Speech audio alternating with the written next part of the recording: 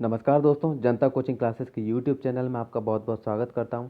दोस्तों यहाँ पर मैं आपको बताने वाला हूं ऑल इंडिया सैनिक स्कूल के एंट्रेंस एग्ज़ाम के यहाँ पर ओएमआर सीट जो आंसर सीट होती है उसके क्लास 6 के जो ओएमआर सीट है इसके बारे में यहाँ पर मैं आपको बताने वाला हूँ कि आप किस तरह से ओएमआर सीट भरनी चाहिए कि आपकी ओएमआर सीट जो है वो जब चेक होती है तो वो रिजेक्ट ना हो।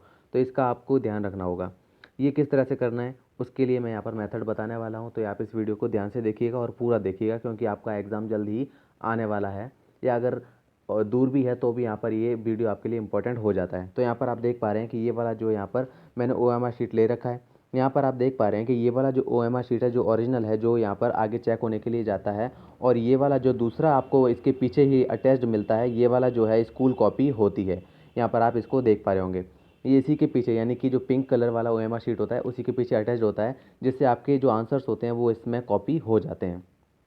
तो यहाँ पर आप देखेंगे कि मैं जो वीडियो है इसी पे आधारित है कि इसको किस तरह से सही से भरना है। तो यहाँ पर सबसे पहला पॉइंट ये है कि आपको हमेशा ब्लैक या ब्लू पॉइंट जो है वही यूज़ करना है, और सर्कल जो आपको ये दिए हुए होते हैं वो हमेशा पूरी तरह से भरने हैं, यानी कि इस तरह से जैसे यहाँ पर आपको एग्जांपल में ये दिया हुआ है इस तरह से भरना है, ना कि ये जो 4 एग्जांपल दिए हुए हैं इस तरह से आपको कभी भी नहीं भरना है।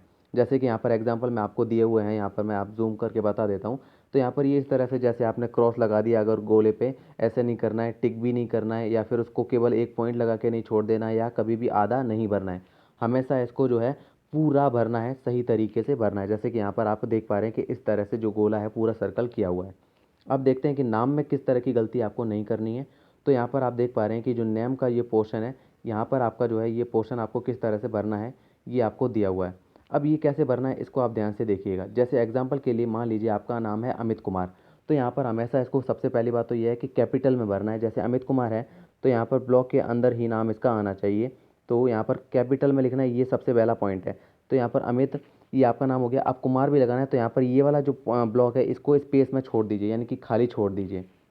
उसके बाद कुमार को यहाँ पर आप एक ब्लॉक छोड़ के ही स्पेलिंग उसकी लिखेंगे, ताकि आपका जो स्पेलिंग है वो गलत भी ना हो, और यहाँ पर ब्लॉक के अंदर ही इसकी स्पेलिंग आनी चाहिए। इस तरह से तो आपको नाम अपना लिखना है, इस तरह इसमें कोई भी मिस्टेक नहीं होनी चाहिए। आगे आता है यहाँ पर आपका दूसरा पॉइंट, स्कूल सैनिक स्कूल। यहाँ नहीं कि आपने जो फॉर्म में जो भी सेंटर या जो भी स्कूल आपने भरा होगा अपने प्रेफरेंस में, उसमें उसका नाम यहाँ पर आपका लिखना है। जैसे मान लीजिए आपने प्रेफरेंस दिया है न्यू दिल्ली के सैनिक स्कूल का, तो यहाँ पर आपको न्यू दिल्ली लिखना होगा, वो भी आपको यहाँ पर कैपिटल में लिखना है और अच्छे से लिखना है। और ब्लॉक का यहाँ पर भी ध्यान रखना है, इसमें भी जब आपको स्पेस देना हो तो इस एक ब्लॉक छोड़ना पड़ता है, यानी कि आप एक ब्लॉक छोड़ के ही लिखेंगे इस तरीके से। और यहाँ पर ध्यान रखिएगा कि ये जो ब्लॉक हैं जब आप इसमें लिख रहे हो कैपिटल वर्ड्स, तो इसके बाहर ना जाए, ये अच्छी तरह से ध्यान रखिएगा, क्योंकि कभी कभी बाहर जाने की वजह से भी यहाँ पर मिस्टेक हो जाती है। अब आगे पॉइंट पे आते हैं। अगला पॉइंट आ जाता है आपका रोल नंबर का। तो यहाँ पर आप देख पा रहे हैं कि रोल नंबर का पॉइंट है। जैसे एग्जांपल के लिए मान लीजिए आपका यहाँ पर जो रोल नंबर है वो है 2542367912 मान लीजिए ये आपका रोल नंबर है।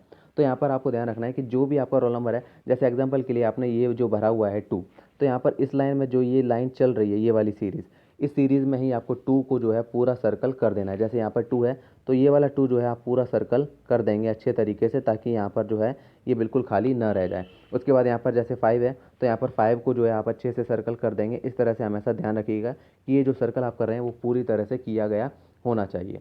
ये हो जाएगा रोल नंबर का पार्ट। उसके बाद आपका आ जाता है एग्ज़ाम सेंटर का पार्ट। एग्ज़ाम सेंटर में जो है आपके एडमिट कार्ड में ही आपको दिया हुआ होगा। तो मान लीजिए आपका एग्ज़ाम सेंटर जो है वो है 0078, ये आपका एग्ज़ाम सेंटर है।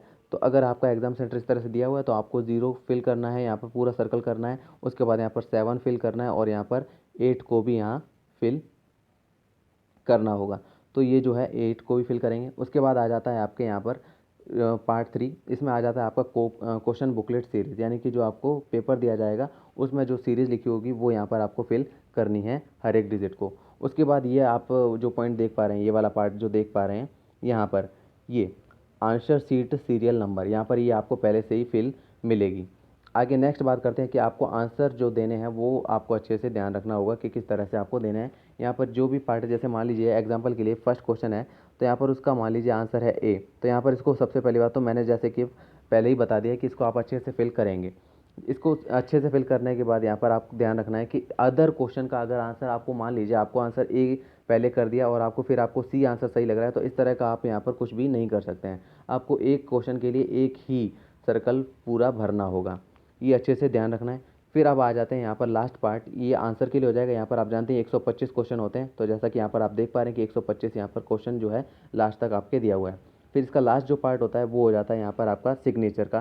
तो सिग्नेचर आप इसी ब्लॉक में करेंगे, अगर बाहर चला जाता है तो भी यहाँ पर मिस्टेक हो जाती है, ये आपको ध्यान रखना होगा। तो इस तरह से यहाँ पर आपको ऑल इंडिया सैनिक स्कूल एंट्रेंस एग्ज़ाम का जो है ओएमआर शीट भरना है।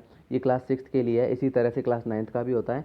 उम्मीद करता हूँ कि आपने वीडियो पूरा देखा होगा और उम्मीद करता हूँ कि आपको ये समझ में आया होगा कि ओएमआर शीट में क्या गलतियाँ नहीं करनी है। तो आपने अगर वीडियो पूरा देखा है और आप इस तरह से और भी वीडियोस देखना चाहते हैं, जैसे क्लास 9 या क्लास 6 के यहाँ पर सॉल्यूशंस देखना चाहते हैं पेपर्स के, तो इस चैनल को सब्सक्राइब जरूर कीजिए दोस्तों। Thank you.